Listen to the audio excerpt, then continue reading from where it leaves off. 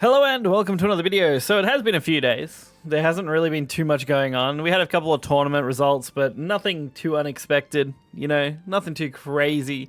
Deck lists are kind of sitting in about the same spot. It's more about who's piloting it at this point than necessarily the deck list, as most of the meta has been figured out for ladder. Basically just spamming Sword and Rune is the most popular option, with Abyss coming in a close third. And then there's some decent Forest players, but honestly, I don't know. It took a few days to just kind of mess around with a few things, and I had some fun with this hybrid Runecraft video that we're going to be showcasing today. It really is just a mess of rune stuff, pretty much, but hey, it gets the job done, and it's a fun deck to play, and I don't think this one's going to feature the Lathium, but when Lathium does go off, it is a lot of fun, so we're going to get right into it and take a look. So first up here, we have Rune versus Rune. The videos won't be too crazy in the next few days, as we wait for the next expansion to come out, which I believe is going to be around the 16th, 17th period. There's not a lot going on. I mean, Take 2 was released, which was kind of cool, but there's not a lot of stuff I can do with that's going to be kind of impactful. As Take 2 as a format is, kind of a mixed bag of a little bit of RNG, but a lot of just pick, Abyss or Sword. But overall, I enjoyed this deck. This deck was quite fun. This is obviously Hybrid Rune. Hybrid Rune does basically everything you want from both Earthright and Spell Boost, but doesn't do either particularly well. Kind of just an interesting one. Can kind of throw people off a little bit. And I've noticed more and more people are playing very similar variants, although I think this one commits a little harder to the Earthright stuff than a lot of Spell Boost variants, because a lot of Spell Boost variants are using quite a heavy Earthright engine as well now. They kind of pivoted off a lot of the heavy spells and moved a lot more into just use a lot of the Earthright stuff for draw and effects. Which makes some sense. The Earthright's actually got some pretty nice tools as far as bronze, silvers, and golds go. But overall, not too much here. The Onion Patch card has actually become really powerful in a spell boost tool. Pretty much always letting you get really nice value out of it.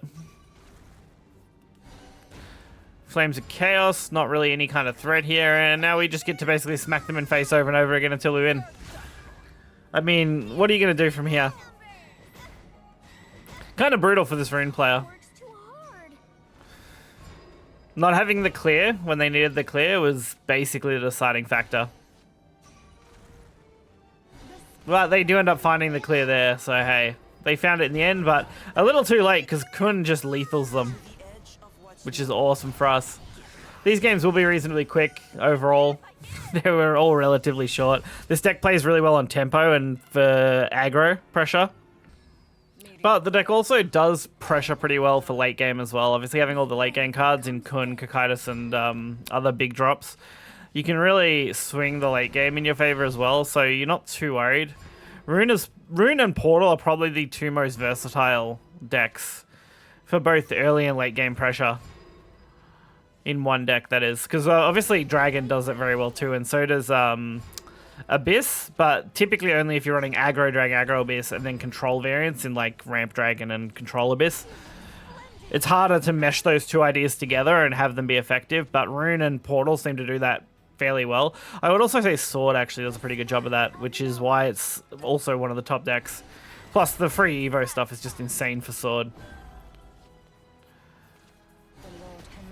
This Sword player, though, does get a pretty okay start. We're looking at an okay start ourselves, but having to trade an Ann and Greyer into a 6/6 isn't exactly ideal, typically. There's a few ways to handle this, but if I want to maximize clearing as many things as possible, which you kind of want to do against Sword for the most part, obviously, you want to be able to clear out their board. You don't want to leave anything that's really going to be any kind of problem. So we end up just leaving up a small ward, which is more than fine. We could even pop a second Ann and Greyer if we need to. Pretty easy value there.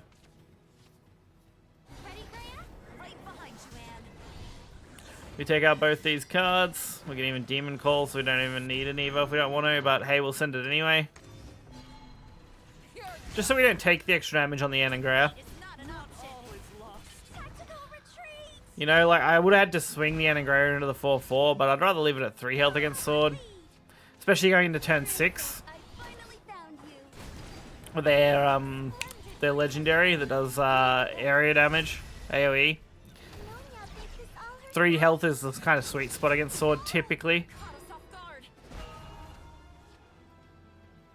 So we get a pretty easily clear here. Sage Light, no issue at all. It's definitely on the slower side though. We unfortunately haven't been able to get too much pressure, and we're kind of banking on the draw and stuff off this Super Evo to really do something.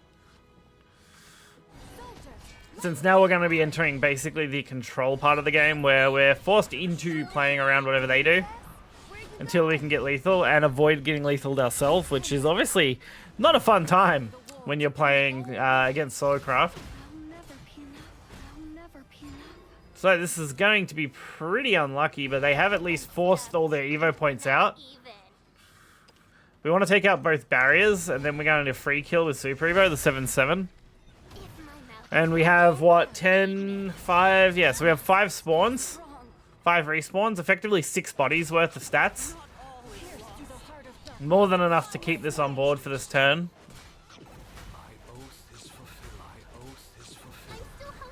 This is one of the few matches where I actually end up using Lathium more often, because since it is a one-of, and the Earthright isn't something I usually stack super hard.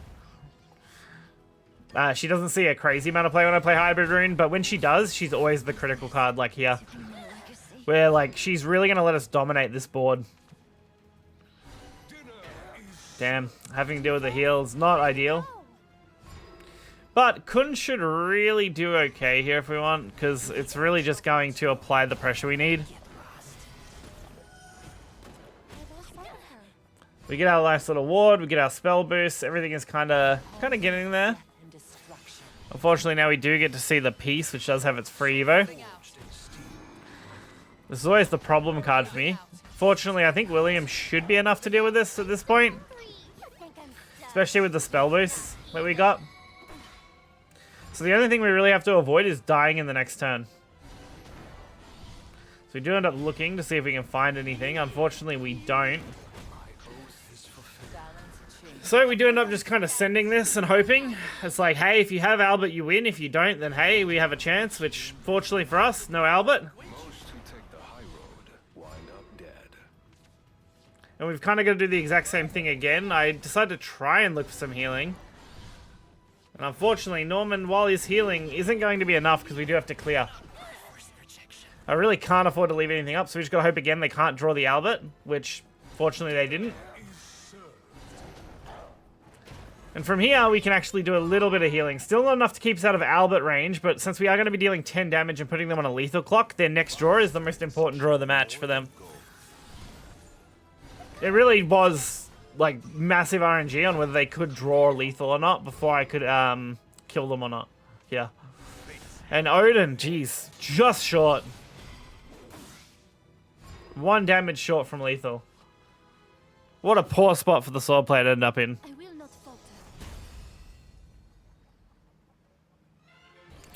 And we'll finish things off here with a Forestcraft matchup. Forestcraft usually isn't too bad to handle. As long as you deal with their early followers and then heal yourself by mid-game, you're fine. Like, Roach combo can kill you from 20. It is brutal. It happens. But the odds of doing that are low. It's not something that's super easy to pull off. You need the right kind of setup and you need the right kind of cards. So you can definitely just pressure them. And if they have it, pretty much, is what you end up having to deal with. But I'm still not a big Forestcraft fan, particularly not a big Roach fan, which is the only real viable kind of decks at the moment. I do want to cover that deck soon, because it's one of the only decks I haven't covered since the expansion, but it's definitely not on my list of priorities. It's just not a deck I enjoy playing. Kind of feels like torture to have to play Forestcraft some of the time. But hey, this player does a pretty good job of keeping their draw up, getting as many cards as they can. I end up just sending this ward here. Sagelight ward getting us some value. It's a pity it doesn't have ward, given that it's called Sagelight ward. But hey, it's a decent body. Gets us a little bit of value, especially going into fairies when we don't really have anything to do next turn. Like we would have, otherwise we would have basically just passed, and that would not have been very good. So I think she ate enough fairies for us, so it's not really a big deal. And Anna Grey here is going to get really nice value. It's going to stop them pushing any more damage to face, and we're going to use our extra play point there since it is going to get wasted anyway to proc the Earth Sigils. Since we do have double Norman, we're not too concerned. The Norman wards are really not a fun thing for Forestcraft to deal with, since barrier plus the 3/3 is just a pain. It does basically force you to have to use May plus fairies, and they're kind of board locking themselves with amulets at this point. So all I really need to do is try and stick a Norman or two over the next couple of turns. And see how that ends up playing out for us.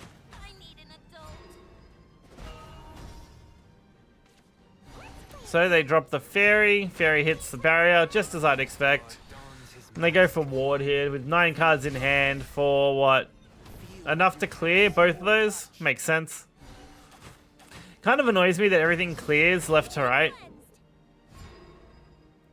Like when it's damage splitting, since they aren't random. It does make things predictable, but hey. It means the odds of you living something is way lower because you know you're not going to live it. So we do the same thing, but this time we go for Super Evo because I don't want to take any health damage on this while killing their own Super Evo. Plus, we're not at any kind of Evo disadvantage, so why not? 16 health, not a great spot to be, but double barrier wards should be enough to stave off any kind of roach play this turn. Even if they go pretty hard here. And we still have Sage Light as a potential healing source. Although they've definitely played a lot of cards, so a good roach is going to be pretty crazy. But even a good roach here is only 9 damage. So they had 10 damage. They didn't end up sending it to face, which is a weird choice. Probably just a misplay on their part, ending turn too soon. But I also don't think it would have mattered too much at that point. I would have healed back up to 10 anyway and basically made the same play, leaving up my ward on my 8/8, and they were going to lose the roach anyway. The only thing they wouldn't have had was the ward to deal with, which may have actually forced me into playing Kun instead, but if they don't have another roach to immediately play here, it wasn't going to matter at all anyway, which doesn't look like they did really. As they pretty much have been through all the cards in their hand, and unless that one card that's left is a roach, which I don't think it is, it wasn't going to matter even if they did attack me. So we can pretty easily just drop Kun here with looking smart. We have another Kun for next turn if we want it. But without Evo, we can't do any storm damage. But I think I'm more than okay with that. I mean, they have 1 card in hand, 1 card on board now. Extra draw doesn't really get them too far, and we end up lethaling them with what's on board.